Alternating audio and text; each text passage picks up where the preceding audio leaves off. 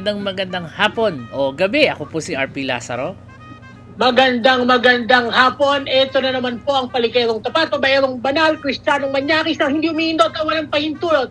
Ang pantak ng talipandak, ang komentaristang kupal, masayang-masaya ngayon, ka Dennis Reyes. Ayan, okay. Magandang gabi. Magandang gabi. So, eto ngayon ang ating pag-uusapan. Naalala nyo yung episode namin dati na pinag-usapan namin yung pinirmahan na kasunduan ng PDP Laban at saka ng Communist Party of China. Nakakuha na ho kami ng version na may pirma. Yes, eto na yung kung bakit kami masayang-masaya. We've got a political to exclusive. Exclusive po ito. Nakuha namin yung pirmadong kopya na ayaw ipakita nila Coco Pimentel. Kaya kung bakit Yung siya... pirmadong Memorandum of Understanding between PDP Laban and Communist Party of China. Yan. Parang ka nanalo sa raffle no? Communist Yes. Party of China. Ito yun. Meron silang, we'll be flashing it as we go along. Tapos, hindi ko Two lang alam. versions yan. English and Chinese. Mandarin yung isa. Oo, hindi ko lang alam Both kung sino nakapirma. yung nakapirma sa Chinese version. The Chinese ambassador. Wang Xilin? Yeah, siya yung representative ng Communist Xiliang. Party nito eh. Hindi ba yung I'm not sure, pero bakit di ko kasi alam, pirma lang tas Chinese pa, so whoever he is. But the point is, nandyan, A. Pimentel. Nandyan, may Yes. pirma. And it was signed on February 20, 2017. yes. Nandyan ang pangalan niya, may pirma. Linaw, oh. Ayan, oh. Teka muna. Ito, let's medyo pasyalan natin. I-recap natin. Oo, Pag-usapan natin uli every provision ng dokumentong yan. Pakita natin kung paano tayo binenta ng PDP Lab. Ito, number 1, sabi nila, no? Syempre, as the countries, blah, blah, blah. Ito ba yung the last time? Ito rin yun, ano? O, iba yung... Ulitin natin. Para doon sa hindi pa nakakapanood, yung palang manonood, ulitin natin uli every provision, babasahin ni RP. Teka at muna, i-discuss natin. ito ba yung nakita nating Well, I think there are certain changes. Tingin ko lang Probably. sabi dito, hindi niya tinawag na Memorandum of Understanding. Ang tawag niya dito, Memorandum on Exchanges and Cooperation between the Communist Party of China and the Partido Demokratiko Pilipino Lakas ng Bayan, the Philippines. Hindi nakalagay So there are small edits. May edits. Hindi yan nakalagay ng Memorandum of Understanding. Yes. Teka muna, Kaya, question. Nakuha natin leakage. Hindi yun. Oo, Yan na yun. ito yung pirmado. Teka muna, may tanong ako, no? Ano ang diferensya pag sinabing MOU ito versus hindi siya MOU? Memorandum on Exchanges and Cooperation. It sounds like a different document altogether. No, pareho lang yan. Pareho lang yan. Nakatarantaduhan lang yan. Pareho lang yan. Pero lang tayong binenta, no? Pareho Sige. lang yan, oo. Okay, basahin natin. Inano lang, pinahaba lang nila. Because yan, that is the direct translation from the Chinese. From the Chinese original. Okay. Yes. Okay, basahin natin. As each country's governing party, the Communist Party of China and the Partido Demokratiko, based on the principle of independence, complete equality, mutual respect, and non-interference in each other's internal affairs, are willing to implement the consensus reached by leaders of the two countries, constantly deepen exchanges and cooperation, boost mutual trust and friendship for sound and stable progress in China, Philippines strategic and cooperative relationship. The two parties have reached the memorandum as follows. Ayan. Pero iba yung una. Number 1, both sides agree to further enhance high-level contacts. Both sides agree to further enhance high-level contacts and communication at various other levels through frequent exchange of visits, strengthen political dialogue, grow their mutual understanding, and maintain coordination and communication on state-to-state and inter-party relations, international and regional situation, as well as other issues of common interest to consolidate their political mutual trust. Tama. Parang ang daming legalist. Ngayon, mas particular na. Pero tama, state to state. State to state. Tinamay ang Pilipinas. What? Diba? Ganun pa rin eh. Pinahaba lang nila. They just simply made it more convoluted. The language is simply more convoluted. It is actually very at tawag doon, nebulous. Yes. It's very political mutual trust. What the hell does that mean? Ano yun?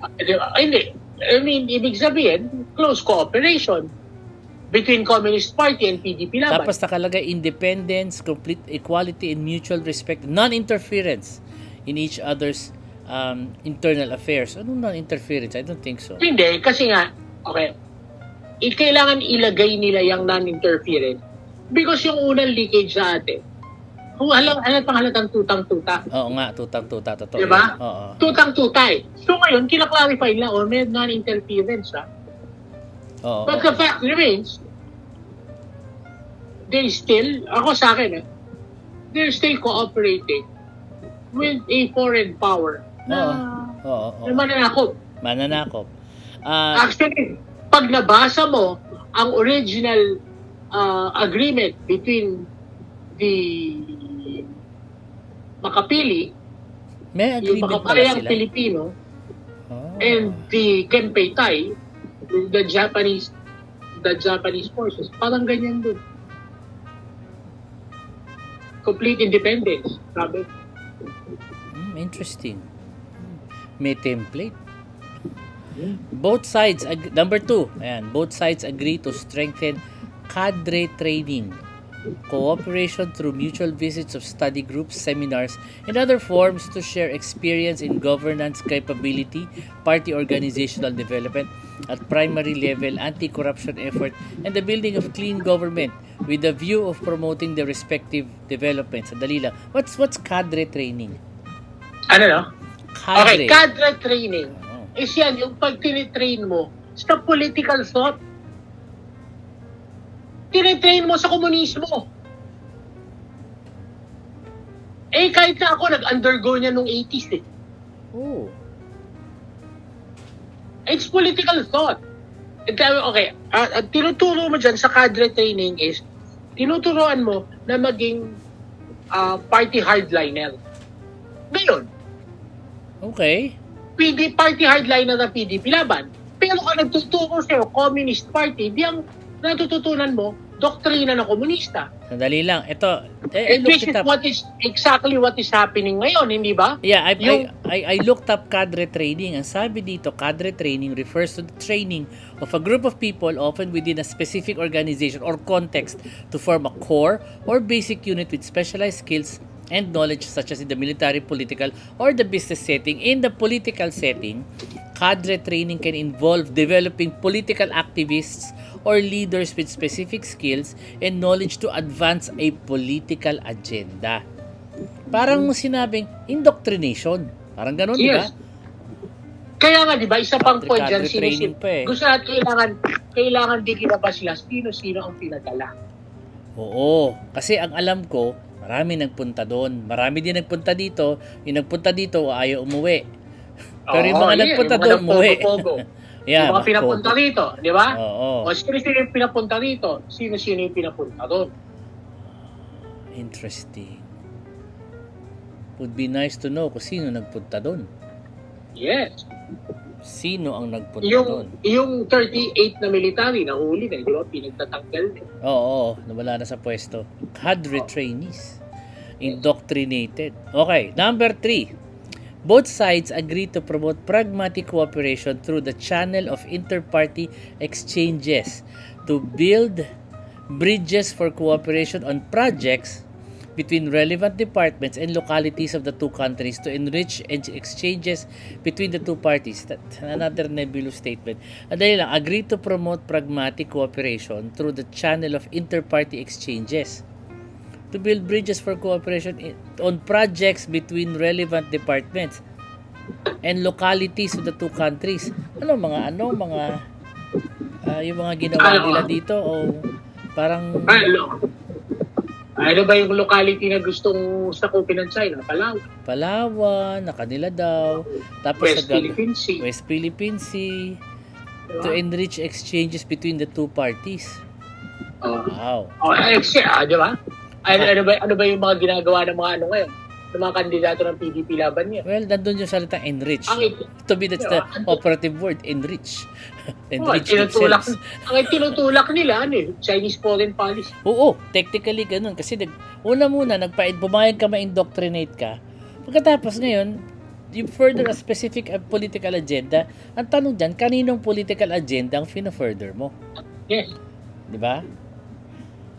And number 4, both sides shall support more interaction between the youth and local leaders of the two countries for a deeper and broader understanding of the political, economic, and social development of each other to cement China-Philippine friendship.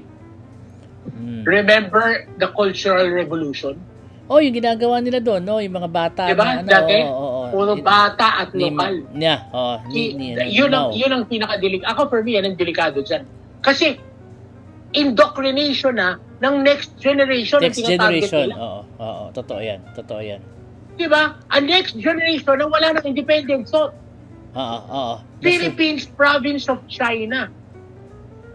Started as Yung a joke. itinutulak ni Digong. Hindi ba? Totoo yan. Naalala mo yung... Kaya delikado yan. Well, alam ko they had a party list called Duterte Youth. Na Yeah. ang leader niya ay matanda pa sa youth. Hindi naman na youth. Sila Cardema. Sila Cardema na kaaway ni ni Congresswoman yun, that woman. Yun, baka yun kasama yun sa pinadala sa site. I wouldn't be surprised. Kahit yung babae, grabe yung mga sagot niya sa Kongreso. Naalala ko, nanonood ako nun Yung Dulce, yung asawa. Siya yung sumasagot nun Lalayo ng mga sagot niya Pero ang mentalidad nila well-trained. Oo. Talagang sarado utak. Tsaka hindi you cannot put in any word edgewise talagang no matter how logical the argument, no matter basta kanila. Para talagang na training talaga. Talagang kadre. Ganun ang kadre. Hindi ka makasingit sa mga yan. They're just spouting slogan. Remember, hindi na naiintindihan. Hindi. So, para silang mga na-brainwash. Naalala mo yung sinasabi nila na, ABS-CBN, ganon. The media is biased. I actually heard people, educated people, who said the same thing. Sabi ko, bakit pa pinaparot yan? Hindi naman totoo yan. Kasi, the media, sa totoo lang, compared sa amin compared to sa amin in the fourth estate sa social media, the regular media, they have obligations. Kaya merong lisensya ang KBP. Nung nasa broadcaster pa ako, I had the same license. Kasi papasakop ka sa rules na hindi ka pa pwedeng magsalita ng kung ano-ano lang na naisip mo. So, syempre, patatanggalan ka ng lisensya, pwede kang tanggalin ng network. Kasama ho yan, there are certain rules you have to follow. Pero yung para i-atakihin mo and very systematic yung pag-atake sa media na supposedly maayos tsaka may rules and it's established for years. Because that's what Duterte first did. Oo, that's the first thing he did. Tama, totoo yan. He discouraged people from reading the newspaper. Yes. Kasi nga, tangina naniniwala, mga mang Oo, inano nila yung kabangbangan ng tao, talaga in-encourage nila yan. Ay, naku. Okay, next. Both sides agree to consult each other on specific matters of inter-party exchanges and cooperation and develop an annual plan for exchanges within the framework of this memorandum. So, ibig sabihin, may mga iba pang agreement after that. Kung nagkukonsultahan pala sila, actually hindi consultant, tingin ko ng paalam. Bossing, susunod? Anong gagawin namin ngayon? Diba? May dikta. Diba? Oo. Kailangan magkonsulta. Siyempre, meron tayong sariling foreign policy which we follow. Mahirap kasi yung ganyan Recently, ngayon medyo... Kaya tamo, may party line sila. Oo, na problema. Ang party line nila Yun ang party line nila. Hindi atin. Hindi mga Pilipino, ang party line nila. Hindi, maka-China ang party lines nila. Yeah. Yun ang delikado dyan. Okay, it's so, yung lumabas na memorandum, it's so convoluted that really have to read between the lines. Kaya, di ba, malakas sa loob din, hindi ko ako sabihin niya, walang masama. Tangina mo, ba tayo mo ipakita? Oo nga eh. O ito, kami, inilalabas namin ngayon. Oo. Oo. Tsaka makikita niyo may pirma kompleto to. Hindi to kuryente. I think we're beyond that point. We're past the point. Hindi na to kuryente. Ano na to? Hindi yan kuryente. Ebidensyang maliwanag na to. Totoo na to. Ayan. The memorandum shall enter into force upon its signature. Ayan. Shall enter into force upon its signature and shall remain in force until one of the parties notifies the other with the written notice of its intention to denounce, no fewer than 6 months prior to the date on which the termination shall be effected. May kondisyon para upa ng bahay, no?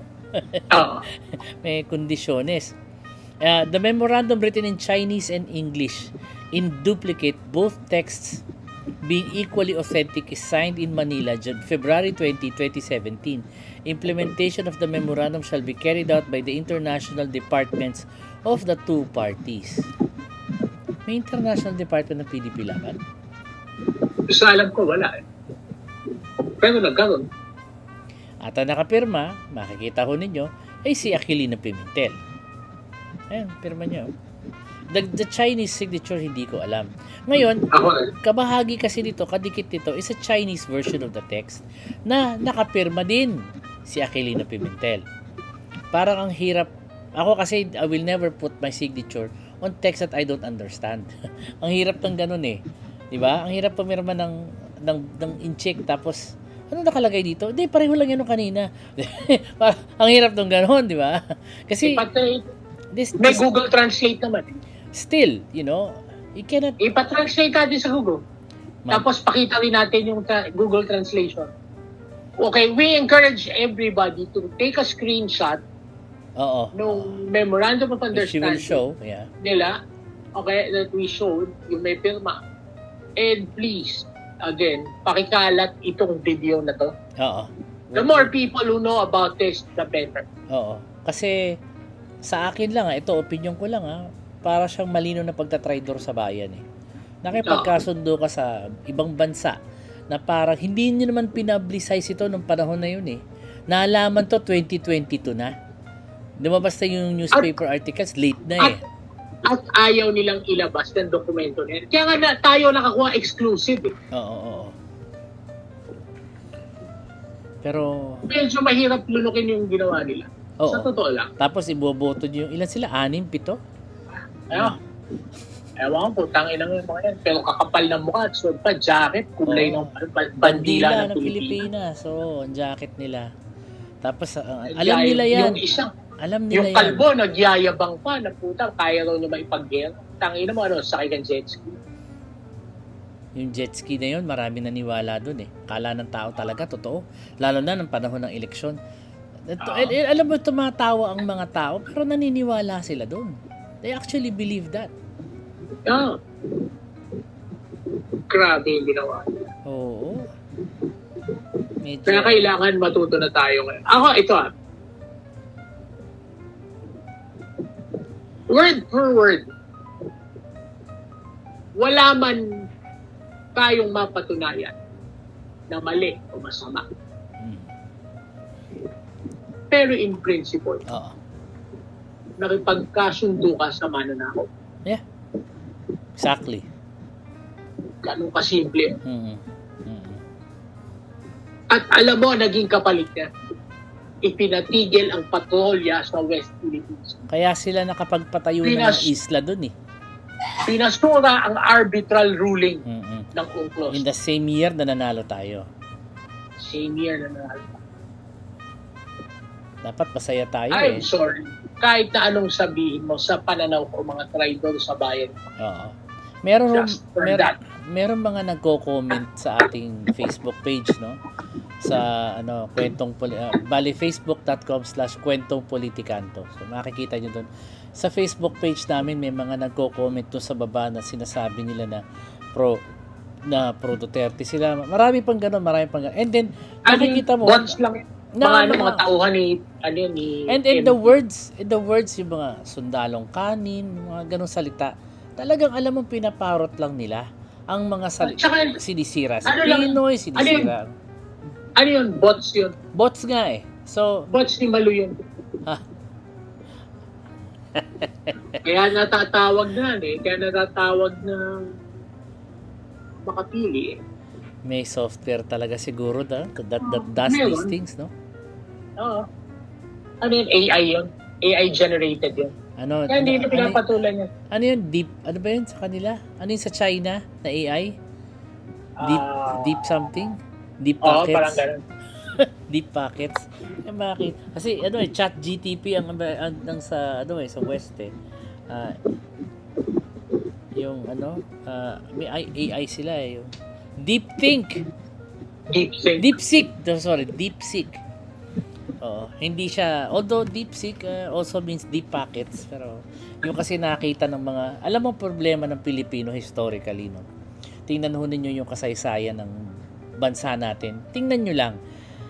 Hindi katulad ng ibang bansa, na pag ang isang bansa ay ginera ng foreign power, and this is historically, Lahat mapapansin nyo. sama-sama. Nagpipinta kasi laban dun sa foreign power kahit na iba-iba tayong tribo na magkakaaway tayo. Pero pag nandyan na yung kalaban na galing sa labas, nagsasama-sama tayo para labanan yung external force na pumapasok. Pero sa kasaysayan ng Pilipinas, hindi ganun na nangyayari. In the face of an external enemy, punyeta kanya-kanyang kampihan, kumakampi sa kalaban para matalo yung kalaban na domestic. Ang malupit nun, mga nasa matataas na pwesto pa. Oo. May ugali tayong ganun. As Filipinos, pansin ko sa kasaysayan natin, mahilig tayong kumampi sa banyaga. May dapat ugali yung tayong ganun. Dapat yung pinapako sa krus. Hindi, kasi tinan mo, kahit panahon ng Kastila, nung pumasok sila dito, they were repelled in some islands, pero meron mga isla na na nagpa-convert sa Katolisismo. And then, tuloy-tuloy na yan. Di ba? Dumating ang Amerikano, merong mga umanib agad sa Amerikano. Yun na lang simpleng pelikula na lang, yung Oro Plata Mata, if you watch that movie, makikita mo yung damdamin ng mga tao kasi nandyan ang panahon ng Kastila, dumating ang Amerikano, dumating ang Hapon. Bigla silang ang dali nilang mag-change ng side without even thinking na baka dapat pagsama-sama tayo. Kalaban natin yung mga yan. Wala eh, kaya walang kasi-asenso eh. Kasi doon sila nakikinabang. Hindi maalis na may mga taong pansarili ang iniintindi. Ang mayupik ng ang mayupik ng view ng Pilipino. There's a I remember na nabubuhay pa si Carlos Celdran. We had this Intramuros tour and he was doing this. Sabi niya, yung mga kanyon doon ng Intramuros, kalahati nakatutok sa dagat. But the other half daw, nakatutok sa loob. Kalahati nakatutok sa sa Chinatown, sa Binondo. Kasi kalaban nila yung mga sa Pangyan. yung mga tigaloob. So parang talagang that should really make us think. Sana magbago na sana tayo mga Pilipino na pag may ibang tao, wag natin kampihan yung banyaga. Dapat magbuklod-buklod. Itabi ba natin sana yung mga differences natin? 'Di ba? Hindi yung kakampihan mo yung yung mananakop, tapos pupwesto ka para ito.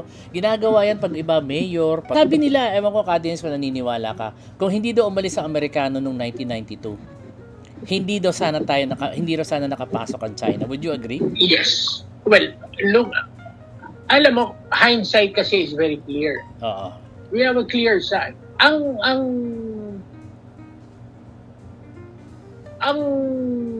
US bases kasi noon was a... Patrol nila yan, di ba? Wala makapasok tsaka it was a forward position. Oo. Pero it was also too expensive na for the US to maintain. Actually, they were really going to leave. Whether we voted them out or not, they were going to leave. Because it's easier for them. Pero Guam, may Guam, may Diego Garcia. Oo. Di ba? Oo. So both those bases could actually serve the purpose of Subic and Clark. Oo. Kaya kasi umahaba na ang ranges ng aeroplano, umahaba na range ng mga bangko. Oo. So it was cheaper natin to have Guam and Diego Garcia Nandiyan in na sa Hawaii. kanila naman yan eh. Gano'n ba kalayo Yeah. ang Guam sa Pilipinas? Di ba hindi naman gano'n kalayo? 3 hours. Oh, malapit lang. Kaya nga, Malapit lang. kaya pwede na rin bitawan din ang Subic and Interesting. ang difference lang was nung nawala ang US bases sa Subic and sa Clark, Taiwan became more vulnerable. China lumalakas ang industrial power ng China. And itong panahon Xi Jinping, he began looking at getting back Taiwan. Is this something na ginawa niya to curry favor with his citizens? To stay in Yes. power? Yes, O talagang kailangan nila ng resources? both. Because ang Taiwan ang number 1 sa AI. Yun ang wala. Yun ang Di ba medyo yung weakness nila. di ba yung Nvidia chips were made in Taiwan? Yeah. Pag nakuha nila ang AI capability ng Taiwan, sila na ang industrial superpower. That's why they want to take over. At ang balakid dyan is yung nawala ang US base sa Pilipinas. Kaya ngayon, nagbabuffer sila para kung makuha nila yung Taiwan, hindi basta makakabalik ang US kasi marami silang island bases. Kaya nila sinasakop ang West Philippines.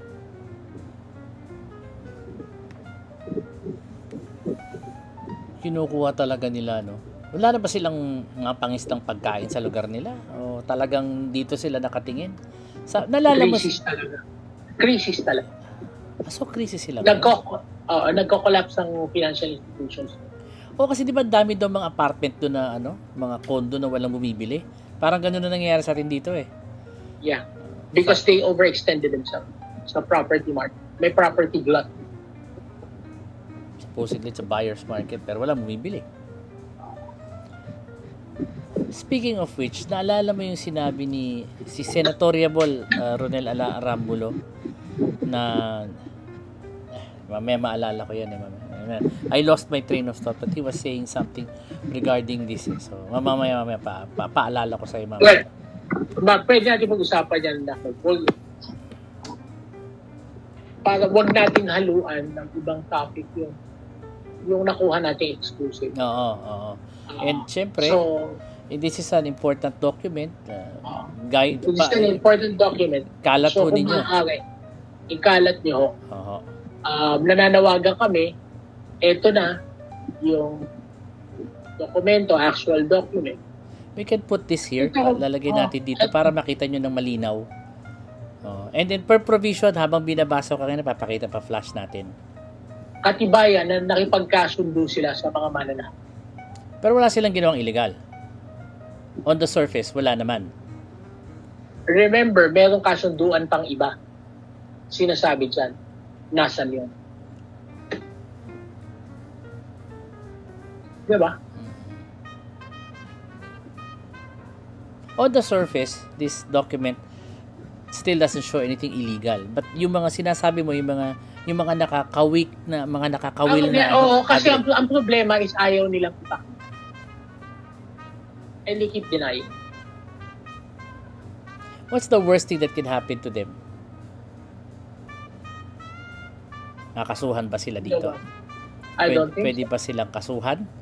I don't think so, pero patay na, wala na silang political career lahat. Hopefully. Hopefully. Kasi pag naiboto yan, mahirap. Baka manalo pa. Kamusta? Manalo pa. Question. Ibenta tayo sa China. Question. How strong is the pro-China boys in the next Congress after the elections? Anong tingin mo dito? Ubos na. Hopefully, maubos ko na. Hopefully.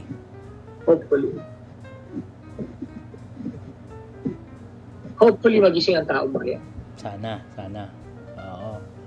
Ito na eh. I'm sure baka may lumabas pang iba dyan eventually. Baka pag na-pick up to ng regular media, maglabas na iba pa.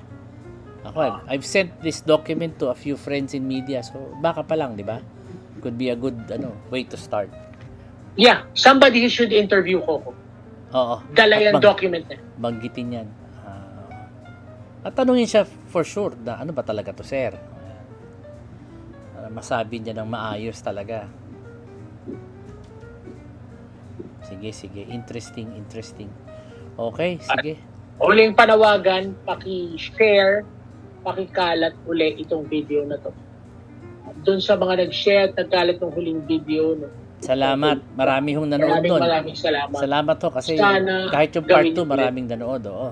Sana ho ito meron. Wala na hong kuryente to kasi ito na may pirmahan. Ito na yung pirmado. Pirmado na. Maraming salamat sa inyong lahat. Ako po si RP Lazaro. Salamat din.